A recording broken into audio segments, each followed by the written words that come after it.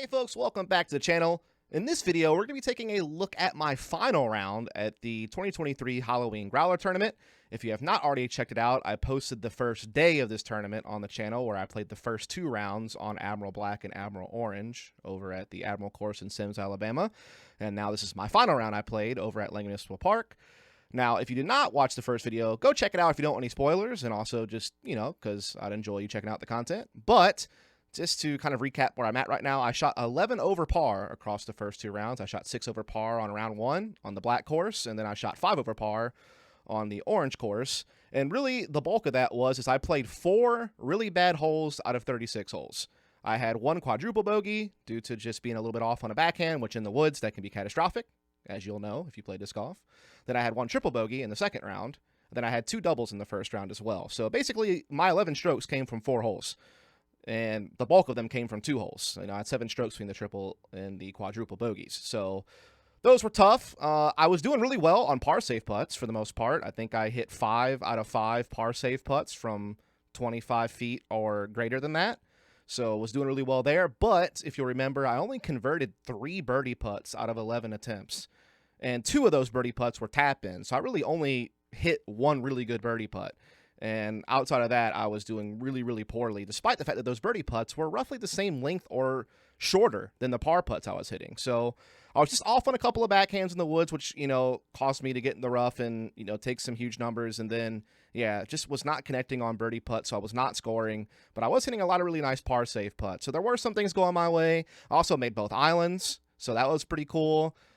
Overall, I thought my backhand was pretty good throughout the tournament, and my forehand was really good the first couple of rounds as well. So had a lot of things that went my way, but again, just had 4 really bad holes out of the 36 and just could not connect on the birdie putts.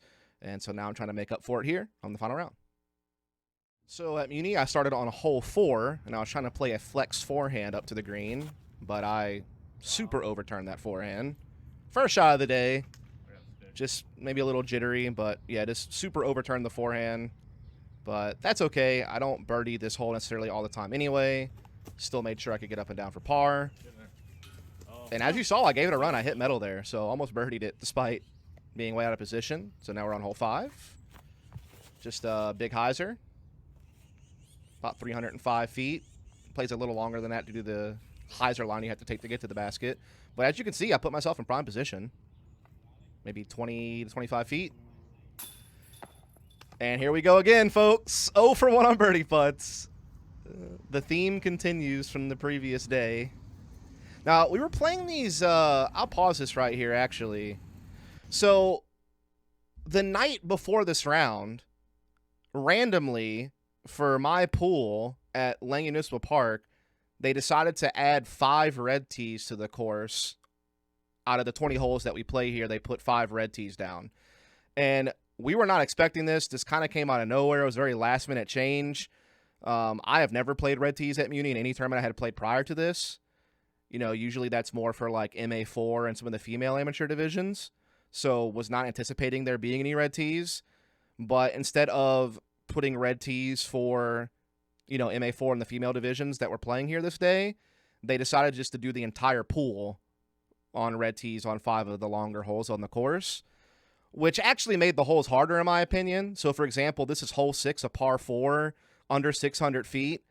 Usually I'm able to birdie it because I can break it up into, one like 300-ish or more foot shot, then maybe like a 275 to 225 approach shot, and then I can, throw in for birdie since it's a par 4. But we were playing this as a par 3 in this configuration, and it was about 340.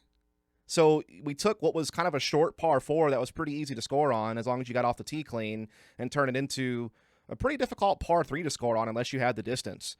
And there was OB on this hole all along the left-hand side, so I was trying to play a forehand to avoid that OB. And, yeah, honestly, I just was not prepared for these red tees. Again, didn't find out until the night before this day that we were going to have the red tees. Showed up that morning. Didn't really get a chance to look at them to see where they were going to be.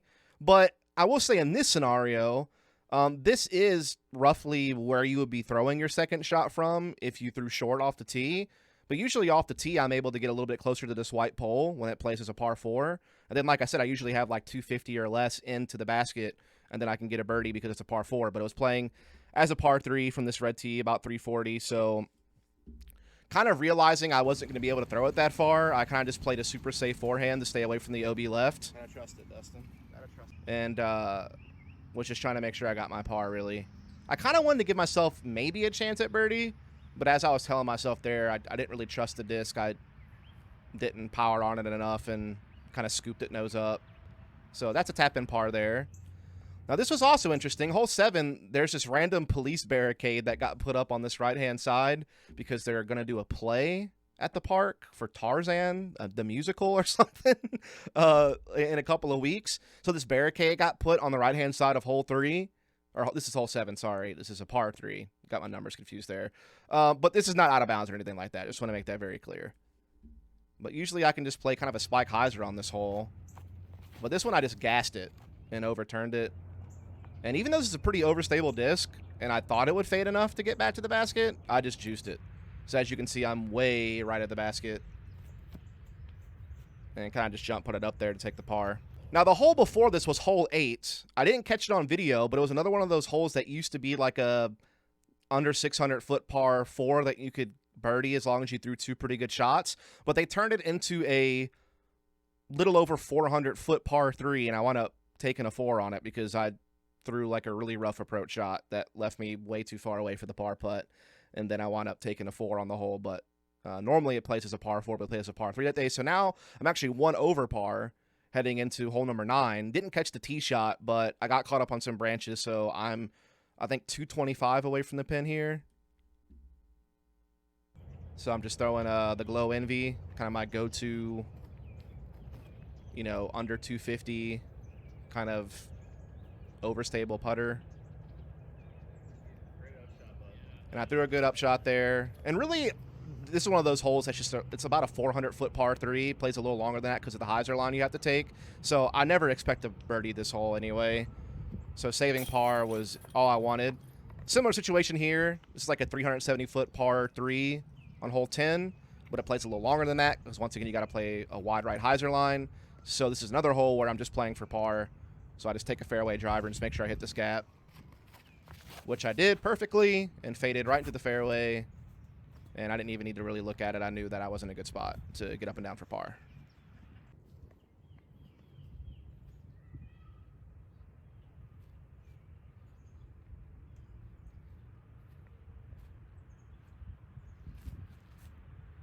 And so, you know, park that. So that's another par. So I'm getting through these tougher par 3s clean, which is all I want. Now, this hole I'm actually kind of trying to attack. It's the same distance as the previous hole, but it's a little bit more open. So I'm trying to play that flex forehand to maybe get up there and have a putt. Nearly did it, just didn't quite put enough pop and angle on it. So it came out a little faster and didn't get as forward as I wanted. And so now I have like this low ceiling that I have to punch through. So I'm not even really running this putt because I don't want to get caught up on the ceiling. So I just putt under the ceiling and make sure I get up there for the par, which I do just fine. Now this hole is hole B. We just got a new tee pad for this hole. I tried to get aggressive and go for a big backhand turnover, caught a tree and got kicked out of bounds. So now this is me throwing 3 to get up and down for bogey, which I'm able to do. No problem. So now I'm 2 over par, I think, for the round. And now we're on hole 12. This is like 370 once again, so a little out of my distance range, but just trying to play a nice stock straight shot to get up and down and make sure I get my par. So yeah, I threw it about 315-ish. Just kind of my average distance. Every now and then I can push like 330, 340, but again, none of the hole I'm really expecting to get. Just a little out of my range distance-wise. So I took a par on that. I took a par on the hole before this one, and so now we're on the hole 14. Really liked this shot out of the hand. Thought I threw it perfect. Nearly flirted with the OB on the left, though. That road is out of bounds left, but I did stay in bounds.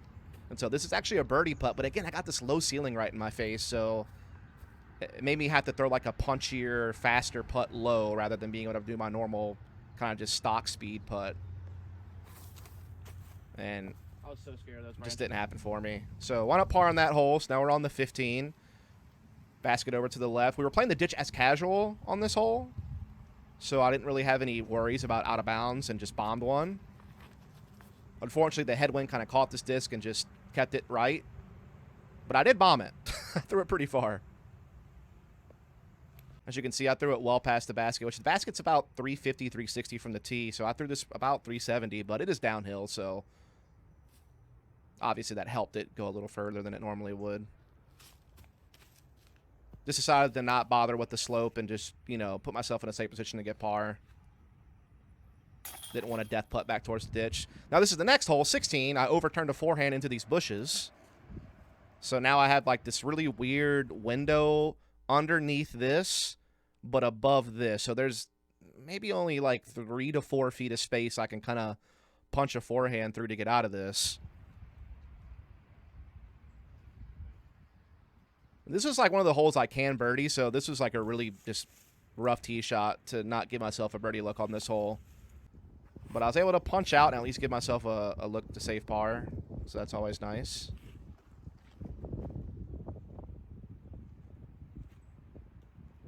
Yeah, the par save putts were still there. So this is another one of the red tees we played. This was hole 7, which is normally like a near 600-foot par 4. So this was actually 260-ish, I think, from this little like temp red tee. And this was a fair red tee. This is like a reasonable par 3 that I should be able to birdie. It was just playing from a different spot than I'm used to playing, because usually I'm further left on this hole with my tee shot. And this tree is like really blocking a lot of the lines to the basket over here to the right. Also worth noting, there's OB deep on this hole, like this ditch back here. So I was a little bit scared of overpowering this forehand. So I kind of fluffed it. Like, just didn't put a lot of power on it. Compensated by putting some angle and just tried to stall it in to avoid this deep OB over here. And it just didn't quite work out. It didn't get right enough. And it wasn't the cleanest forehand release either, to be honest. Another birdie putt missed, but that was a long one. So this is another little temp red tee we played for hole 18. Again, normally I'm over here on the left off the tee, and it's a way more open approach to the basket. So having the red tee here on the right-hand side is not a spot I'm used to playing from. And it just threw me off. Like, it was like 240 to the basket.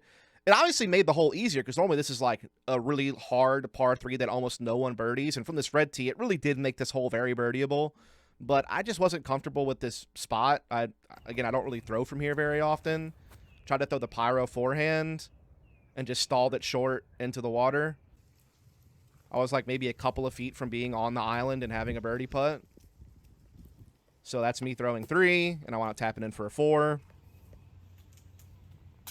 And so now I think I'm 3 over par for the round. So now we're at hole 1.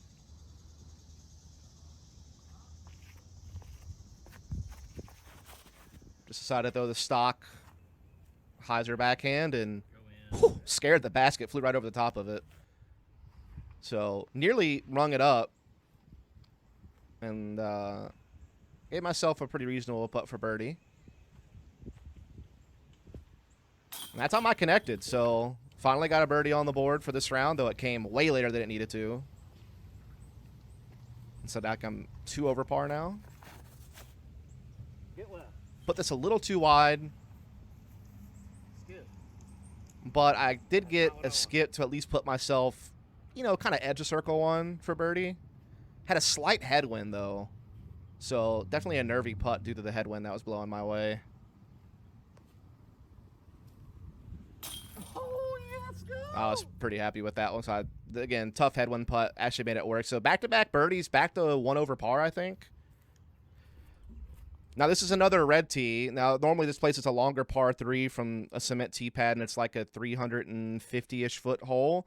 Now, this hole was about 240, 250.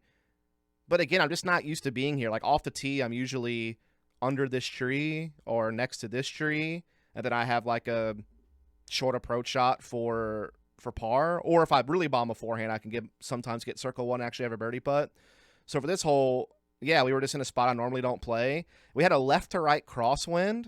So I was thinking if I just threw like my envy kind of flat, the left to right wind would kind of knock it down and stop it from hyzering out too much. but I threw it a little bit nose up and on a touch of hyzer, and the left to right crosswind did nothing. Hit that tree. Hit the ground. And so it just went in the water. So I wound up going out of bounds. And so this is a par safe putt from probably like 35, 40 feet. And that was a lot of chains. Look at this again. This one was tough. I really thought I had it. I mean, it's pro side, or whatever you want to call it, right side, on hyzer angle. Caught a lot of chains there. One of those 50-50s where it could fall straight down and stay in, and I make it, but unfortunately it kind of kicked out, and so I wound up bogeying this hole, so now I'm back to 2 over par, and the birdie streak was short-lived at just 2. This is the final hole of the tournament for me, hole 3. I did not put this over the bushes like I wanted to. I threw it really inside, but I got the distance right, but still left myself a really long putt for birdie. This is probably 50, 60 feet, somewhere in that range.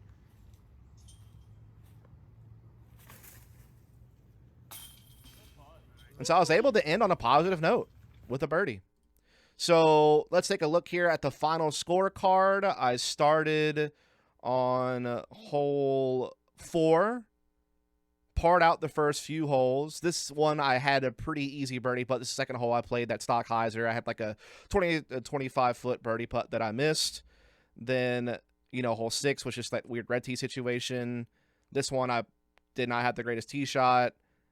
Bogeyed that hole. Didn't have this on film, but pretty bad bogey. Then I parred 9 through 11, which is actually pretty good for me, considering that these are all longer par 3s that are kind of out of my range to birdie. So just making sure I stayed inbounds, played them smart, and got my pars was actually exactly what I wanted. B, I got super aggressive. It's definitely not 306 feet. It's more like 340.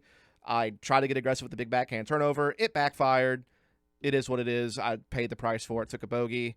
Then kind of went on a par stretch, which, again, these are really not holes I'm used to birdieing very often anyway. About the only holes I can sometimes get is sometimes I can get hole 14 if I get a perfect shot. That's the hole with the train on the right-hand side of the fairway, which actually did have a birdie look, but it was like a low ceiling one, so it was kind of a nervy putt. 15 I usually don't get just because it's hard to get forward enough and left enough to have a birdie putt on this hole. So no real issue there. This one, though, is one I really feel like I should be getting 16.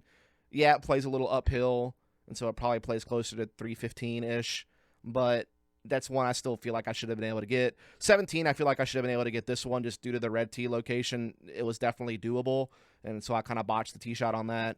18, I botched the tee shot as well, although it was kind of an unfamiliar red tee location I was playing from, which kind of threw me off. It's still a hole I should have been able to at least par, if not get a birdie putt, and so that was definitely just a bad tee shot there as well. So a couple of bad tee shots really hurt me this round, but I was able to keep my composure. You know, birdie holes 1 and 2. Again, a hole with the weird red tee situation that I just wasn't really ready for. Wound up throwing it out of bounds and missed a par safe putt, but then ended with a pretty big birdie putt. And so all in all, not too shabby. But let's take a look at some stats for the tournament to kind of illustrate some issues I had throughout the event. So if you remember on day 1, I kind of already talked about this. I was 5 for 5 on par safe putts, but I really only hit 3 birdies out of 11 looks that I had on the day. And I missed a couple of pretty reasonable putts to save bogey and took doubles instead. So really, if you go back and look at the day 1 video, again, it was a situation where I had 7 strokes on 2 holes. And then I wound up shooting 11 over par, based on the additional 2 double bogeys I took on top of the quad and the triple. So all 11 strokes I took on day 1 were from 4 really badly played holes out of 36. I played 32 good holes and then 4 really bad holes. I mean, that's really the best way to look at it. But on top of that, I also just did not capitalize on many birdie looks. Again, I had 11 looks at birdie. I only got 3 of them, 2 of which were tap-ins, only 1 of which was actually like a really decent length putt. And then out of all the other putts I had, you know, I was not connecting. So I went basically 20% on birdie looks and really just missed a lot of opportunities to score. And if I could have capitalized on them, I actually would have shot even par if I would have got all of them. And even if I didn't get all of them, I could have still kept myself in a competitive position if I could have even converted like half of them. You know, half of that is, 5 strokes. All of a sudden, I'm going into this round 6 over par. If I can shoot a decent round here, I'm still in contention for the podium almost. So just the way that scores were looking for the day. Now, day 2, I went 2 for 3 on par save putts. The one par save putt I missed was the one where I went out of bounds on hole A from the red tee. And this was like a kind of just a nasty spit out, honestly. I mean, let's not say nasty spit out. It wasn't center spit out or something like that. It was definitely right of center, so it wasn't ideal, but it was kind of one of those 50-50 putts. So I actually still did pretty well, in my opinion, on par saves that day. But birdie putts, I went 3 for 5, one of which was a massive one. The very last putt I took of the round was like a 60-foot putt for birdie that I hit on hole 3. So I improved on the birdie putts, but I did miss a pretty reasonable birdie putt on hole 5. And then I also missed a birdie putt. I can't remember what the other hole was that I missed a birdie putt on. But all in all, for the tournament then, on par save putts, I went 7 for 8. So putt really well to save par. And I will say I had no tap-ins not go in. So that was good. Like, all my tap-ins converted. I didn't miss any stupid 5-footers or something like that, which I have had happen in the past. So, you know, I guess small feat accomplished, even though that's pretty easy. But then I hit 7 for 8 on like the lengthier par putts I had to hit, but I mostly had tap ins, honestly, for par throughout the tournament. But then birdie putts, I went 5 for 15, or technically, if you want to count all the birdies, I had 6 birdies throughout the tournament, 3 on the first round, 3 on this round out of the 16 looks that I had. So basically, I only converted a third of the birdie looks I had, and I had a lot to look at. So that's tough. I mean, that's 10 strokes of birdies I left out there throughout the course of the tournament. And obviously, you can't get them all. You're going to make some mistakes. You're not going to play perfect. But still, I'd love to be going, 10 for 16 or 11 for 16. Yeah, I'm going to miss a couple. That's okay. But to be this far off is definitely not what I needed, especially when I'm doing this well on the same exact type of putt for par saves. I'm basically putting the same distance, going 7 for 8 on par saves, but then going 6 for 16 on birdies. And again, I didn't feel jittery or nervous on the birdie putts. It's not like I was feeling physical symptoms of pressure or nerves, but definitely some type of mental block happening there where I'm able to, hit some good putts to get par, but was unable to have anywhere near the same conversion rate on birdie putts from a similar distance. So definitely something that needs to work on here. And then the other big thing is my backhand form still needs work. I definitely botched some backhands in the woods on day 1 at the Admiral, and I also botched a couple of backhands on this round as well. I went out of bounds on a hole due to a bad backhand. I botched a backhand on hole 7, went way deep and right of the basket. So, a hole that I can normally birdie, I parred because of a bad tee shot. So my backhand form still needs work, and I need to figure out this birdie putting issue. All right, folks, well, that's going to do it for this video, my final round at the 2023 Halloween Growler. I wound up finishing in 8th place out of 22 players. Again, I feel like if I could have just cleaned up a few strokes here and there, I could have easily had a podium finish. But again, when you take a quadruple bogey and a triple bogey on your first round and put yourself at +7 very rapidly into the tournament, it really just set me so far behind, and I just really couldn't claw back. Again, I was hitting a lot of par save, but not really hitting the birdie putts. And I just had a couple of backhands go astray in the woods and had some pretty chaotic kicks that just left me out of position to, salvage a number. And so I took some big ones out there at the Admiral. But I did have some positives. Overall, my forehand was pretty good throughout the tournament. I had a couple of mishaps with it, but I played really well with the forehand on day 1. My backhand was pretty good on average. Again, I had a couple of backhands go awry in the woods that cost me some big numbers at Admiral, but outside of that, it was pretty smooth and pretty accurate. And again, my overall putting, I feel like, is actually improving. I know I did not convert a lot of birdie putts, and so, that stat kind of makes the putting look pretty poor. But as far as just my putting form, how my putt felt, and the fact that I was hitting some nice par putts, again, went 7 for 8 on par saves, from about that average 25-foot distance, that's pretty solid. So, I mean, definitely made some strides in the putting game, but still need to, get those par putts, to maintain themselves, but really start hitting the birdie putts as well. And, yeah, I just need to work on my backhand form some more. I'm still opening my hips early. I'm still planting my hip open. I'm still not getting the distance I could be getting if my backhand form was better, which would allow me to attack some of these longer par 3s a little bit easier and actually have more looks at birdie. And then I need to capitalize on the looks on birdie that I'm getting. So definitely some things to work on, no doubt. But folks, I hope you enjoyed this video. If you did, please go ahead and hit the subscribe button. Give me a thumbs up. Throw a comment down below. Still trying to get the channel to keep growing. We've surpassed 1,000 subs. We're building towards 1,100. So really enjoying putting the content out there. I really appreciate all the support that I'm getting. I'm definitely going to be doing some more content in the future. I probably won't be playing another tournament for a while. I might play a doubles tournament in December, but I probably won't film it. And so I probably won't have another tournament to show you any footage of until sometime in 2024. I definitely want to take the time for the rest of this year to kind of, first of all, work on getting in better shape physically. Definitely let my fitness go downhill lately. So I really want to try to get myself back to a good target weight and, get back in the weight room and stuff like that. So I want to work on the fitness for sure. But then I also just want to see if I can grind out this backhand form and really get it to a better place to make it more consistent with accuracy and to try to get a little bit more distance. So that's going to be kind of the two main things I'm focusing on over the next few weeks, or few months rather. I'll definitely still try to post some content. I'll probably still maybe post some practice round footage for this doubles tournament I might play in December. And then there might be a couple of new courses I check out throughout the winter that I might post some videos for. And then just maybe some other random videos like bag swap challenges or, just other fun little things I might try to do some content with just to kind of, stay consistent with the YouTube channel. But again, tournaments are probably going to be on the back burner for a little bit. But anyway, hope you folks enjoyed it. Hope that you'll subscribe. Hope that you'll come back for future content.